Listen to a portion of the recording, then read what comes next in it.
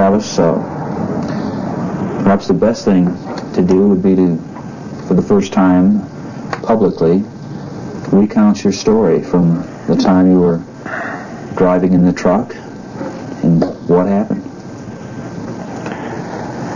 Well, the first part has been told by all the witnesses that I'll recount my view of that. We just finished working, and because it was getting dark, we packed up to leave, and we all got in the truck and we were riding up the road, and we looked off to the right side of the road, and I saw a glow that I thought was a sunset or something. I was about to comment when we came past the thicket that we were looking through to where we could see more clearly, and we saw a UFO hovering in the air about 30 yards off to the side of the road. Everybody started yelling, and they stopped the truck, and I wanted to get a closer look, and I got out of the truck and I started over there. Everyone was yelling that to come back and to stop. I stopped and looked back, and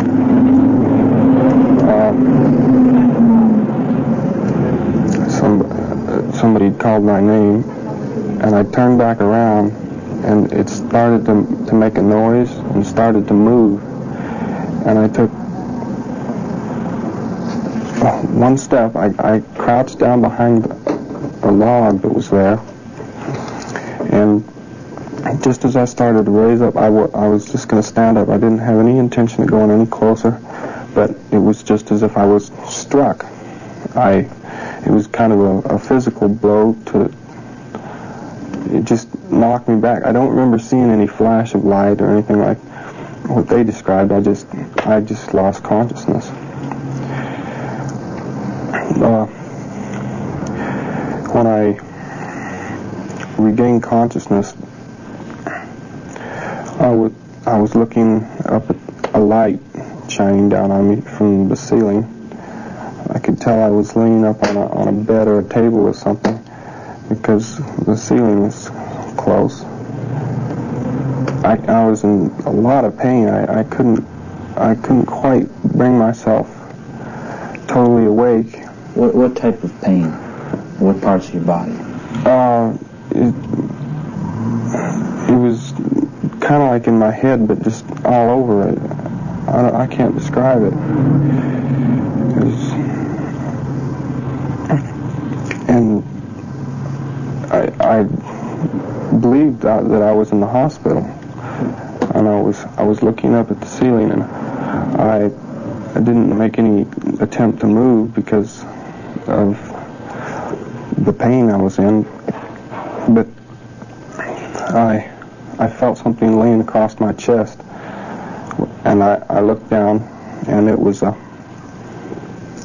sort of a flat thing that kind of curved across like that, and I couldn't focus my eyes very well, but I looked beyond the top edge of the thing that was laying across me, and I saw two men leaning over me. They weren't really men. They were a lot like they were a lot like men, but they weren't quite human. What did they physically look like? They were had kind of underdeveloped features and no hair of any kind, and they were dressed in kind of a brownish orange. And how tall were they? They were slightly shorter than myself. What type of clothing was it dressed? It was sort of a loose cover all. I didn't see any buttons or anything like that. But being in so much pain and everything, I didn't even think. I just lashed out and knocked them back. I could see that there was two on the right side and one on the left. I jumped into the corner. Did you actually strike them? Did you actually touch them when you lashed out? Yes, I did. I kind of hit these two with the back of my arm, and they fell back real easily. Did it feel like hitting a person would? Yes. They seemed light, like they weren't heavy, but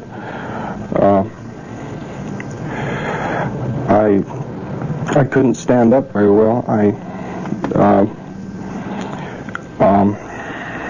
leaned against, there was a bench across the back wall. I say the back wall, I mean there was only one door, and I grabbed up a tube, a clear piece of glass or something, and I tried to break off the end to get something sharp to defend myself with, but they didn't try to approach. They just kind of put out their hands like that, and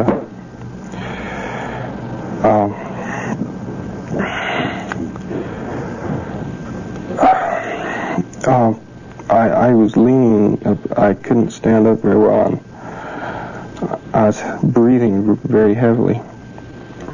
And they didn't try to approach or anything. They just left. They just ran out real fast. And I was alone there for several minutes, and I couldn't catch my breath. It was very hot. And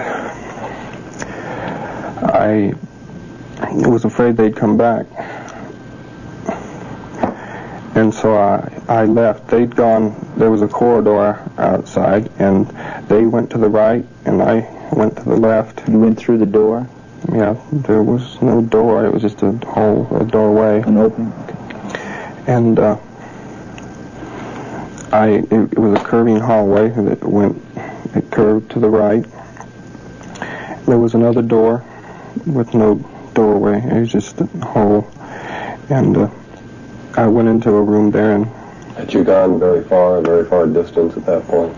It was only about 30 feet or 40 feet. I don't know. Not very far. No, not even that far. I don't remember. It was a very narrow corridor, and it was dimly lit everywhere. And I went into this room that you could see out. It was. You could even see the stars back through the wall I just came through. It was. I could still see that there was walls, but I could see the stars at the same time. And they didn't look like windows? No, it wasn't like that. And there was nothing in the room but a chair with some controls and knobs and things. I just kind of, I was hysterical. I was frantic, and I just moved around in there for a while, and I started fooling with the buttons there. Did you sit in the chair? And I did later. At first I just touched it, and I didn't think I should be. I was afraid I'd mess something up and that somebody would come. And I heard somebody come in, and I turned around, and it was a man, just like people. I mean, he wasn't like the other creatures or whatever at all. He looked just like you and I, except he had a helmet on, a sort of a clear helmet. And he had hair and everything? Yes.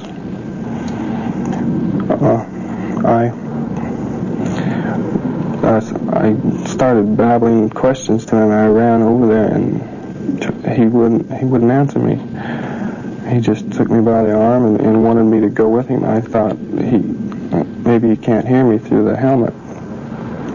So we went out through the door, down to the right, and out to the left. There was a small room there. It had doors on it, and it was kind of like an airlock thing. It was just a small room with nothing in it. And then there was a door that went outside, and there was a ramp that went down, and it was cool outside. I could feel wind. There was a draft or something. It was a large room that this thing was sitting on the floor in there, and it was shaped like the drawing that they made, like the thing we saw the first time, only bigger. And there was two other things in there, other UFO-looking things that looked like flying saucers, kind of, except they were rounded, an oval shape, and they're really shiny like chrome.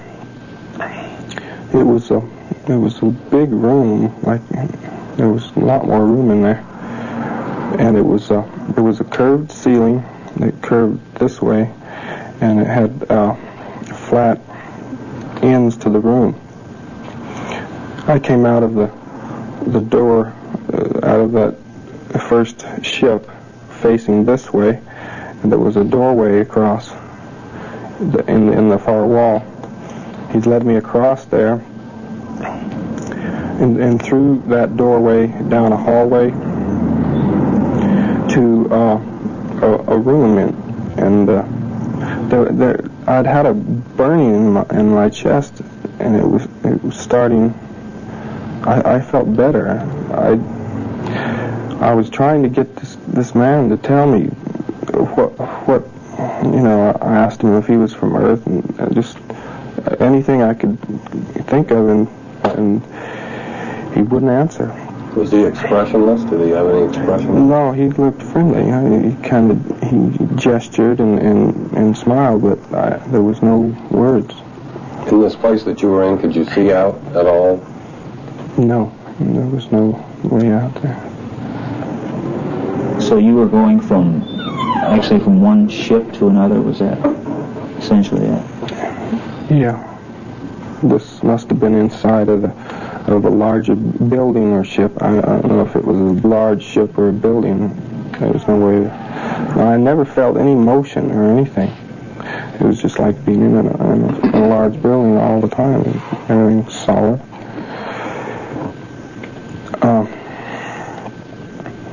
I was led down the hallway. The man sat me in a chair and in a room with 3 other people that were like himself. They were dressed in blue. And he went out. There was a door on the other side. He went on through. And I sat in the chair, and I tried to get the people to talk to me that were there, and they didn't have things on their head, and so I thought that maybe they could hear me, but they wouldn't answer either. There was 2 men and a woman in the room after the first man left. A man and a woman came from around the table, and they each took me by the arm. They led me over to the table and got me up on the table, and I don't know why I should cooperate with them, but they put a deal over my face. It was kind of like an oxygen mask thing. It was kind of clear plastic, and it had a round black thing on it about that big, just attached to it. And I looked up at the ceiling, which was it was all solid light. There wasn't any light fixture or anything. The light in the room just came from the ceiling. And that was last I remembered. I went to sleep until I woke up. I was laying on the pavement. It was very cold. I woke up very suddenly, and I looked up the roadway. I was laying outside it. It was night, and I could see a light on the bottom of a flying saucer that looked just like the rounded ones that were inside there. And it was very shiny, but the only light came out of the bottom, but then that went off, and it just went straight up really fast, just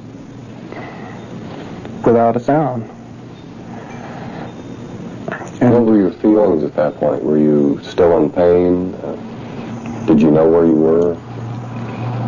I didn't know where I was immediately, but I recognized the roadway, and I could see a light down the hill, so I ran down that way. And it was about a mile, or a half a mile to Heber, and I ran down to the phone booth that is by the gas station there, and I called my brother-in-law, and I don't know what I said. I was hysterical, and